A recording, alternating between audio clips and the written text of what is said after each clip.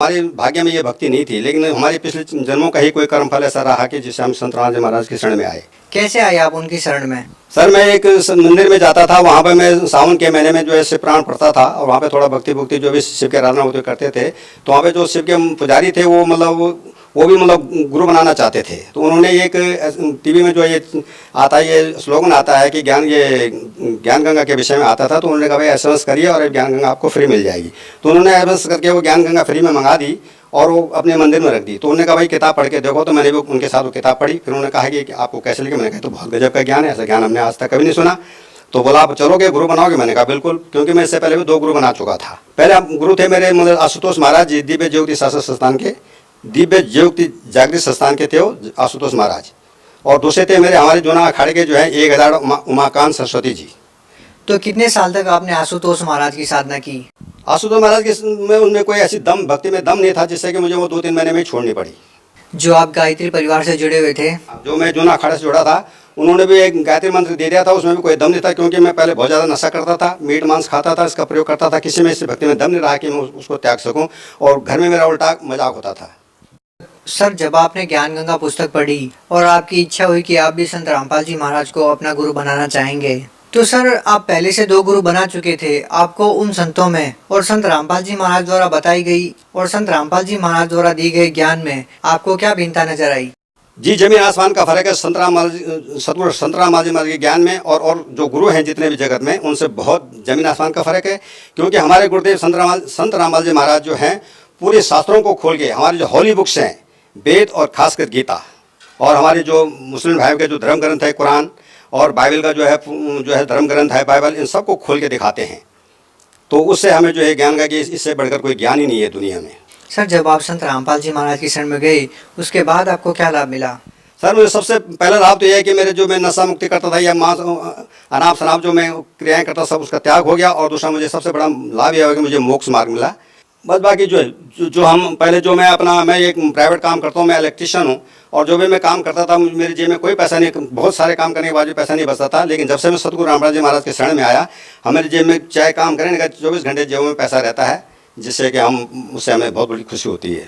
Sir जब आप संत रामपाल जी महाराज के आश्रम में गए, और जैसे आपने बताया कि पहले आप बहुत ज़्यादा नशा करते थे, और संत रामपाल जी महाराज जी अपने अनुयायियों को पहला नियम यही बताते हैं कि नशा आदि छोड़ना होगा। तो आजकल हम ये देखते हैं कि जो लोग नशा करते हैं वो नशा छोड़ना तो चाहते हैं लेकिन छोड़ नहीं पाते। तो फिर आपने कैसे इस नियम का पालन किया, कैसे आप नशा छोड़ पाए?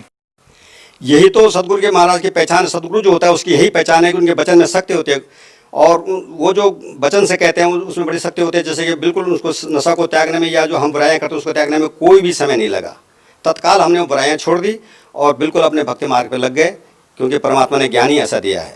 सर जो अन्य गुरु हैं, आचार्य शंकराचार्य हैं, वो काफ़ी सालों से अपना आध्यात्मिक ज्ञान सुनाते आ रहे हैं, तो अचानक संत रामपाल जी महाराज जी को सदग्रंथों के अंदर से ऐसा कौन सा गुण रहस्य मिल गया कि जो इतने सालों से चली आ रही साधनाओं पर इन्होंने प्रश्न चिन्ह खड़ा कर दिया?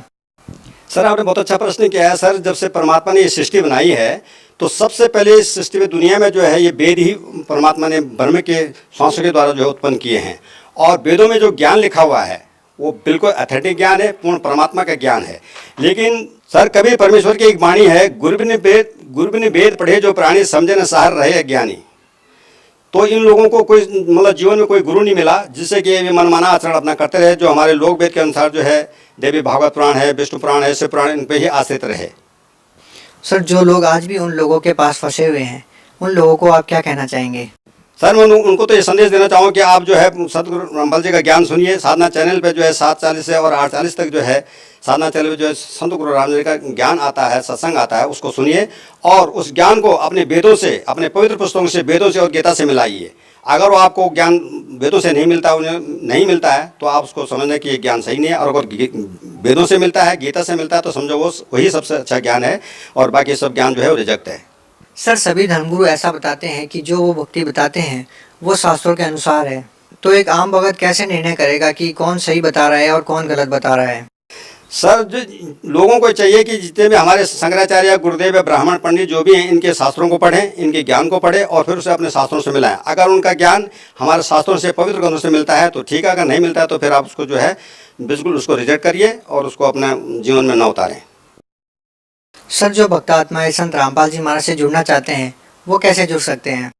सर वो जो है साधना चैनल पे जो गुरु जी महाराज का सत्संग चलता है उस पे नीचे एक पीली पट्टी आती है, उसमें जो है मोबाइल्स नंबर दिए गए हैं और भक्त जो भी संत रामपाल जी महाराज से जुड़ना चाहता है वो अपना लोकेशन बताए, अपना एड्रेस बताए कि मैं फलानी जगह में रहता हूँ, वो फ़ोन नंबर करके बताएंगे कि उस जगह पे जो है फलानी जगह पे नामदान दिया जाता है और वहाँ से नामदान लेके अपना वो कल्याण करा सकते हैं। सर, आप उत्तराखंड से बिलोंग करते हैं, सर आप यहाँ के स्थानीय लोगों को क्या कहना चाहेंगे? हाँ सर, ये आपने बहुत अच्छा प्रश्न है। मैं खासकर उत्तराखंड के लोगों को ये संदेश देना चाहता हूँ कि हम लोग जो वेद मतलब जो है लोग वेद से करके आज तक मतलब ये पूजा पद्धति कर रहे हैं, इससे हमें कोई नुकसान नहीं होता है, नुकसान के अलावा कुछ नहीं होता है, क्योंकि हम यहाँ पे जीव होते हैं बहुत ज़्यादा करते हैं। अब हाँ, अगर हमारी एक देवी जी थोड़े दिन नाराज़ होती है तो उसको मनाने के लिए पहले तो हमें एक चौबटा कहा जाता है, उस पर एक मुर्गी की डेथ करनी पड़ती है, मुर्गा काटना पड़ता है, एक पाप तो वहाँ पे करते हैं और फिर उसके बाद घर में उसके नाम का एक अलग से बकरा बना रहता है जिसको कि ब्राह्मण जो है अपनी पूजा पद्धति करके फिर उसको मरवाता है। तो इसलिए कबीर बीजक में कबीर परमेश्वर एक वाणी लिखी है कि स्नान करी तिलक दे बैठे बिरसों देवी पुजाई, धर्म कत अधर्म करत है तुझे ब्राह्मण कहूँ या कसाई। ये कबीर परमेश्वर की वाणी है। इसका मतलब यह है कि एक तो तुम स्नान करके और बिल्कुल तिलक लगा करके सब शुद्ध करके देवी का पूजन करते हो और सब कुछ करने के बावजूद फिर आप बकरा कटाते हैं, तो क्या मतलब क्या नुकसान होता? तो पाप ही किया उसने एक, तो उस बकरे की आत्मा कहाँ क्या कहेगी? वो तो दुखी देगी ना, वो फिर साल 6 महीने बाद फिर जो दिखना शुरू कर देगी। सर, इसके साथ ही हमारे जहन में एक सवाल उठता है, आज तक संतों की परिभाषा उनके रहन सहन और उनकी वेशभूषा से होती है कि उनकी जटाई लंबी होती है, दाढ़ी बहुत लंबी लंबी रखते हैं, हाथ में करमंडल रखते हैं, भगवा वस्त्र धारण किए होते हैं, लंबी लंबी मालाएं उनके गले में होती है। लेकिन इन सब चीज़ों के विपरीत संत रामपाल जी महाराज को देखते हैं तो वे एक साधारण व्यक्ति नजर आते हैं। तो संत रामपाल जी महाराज को लोग कैसे पहचान पाएंगे?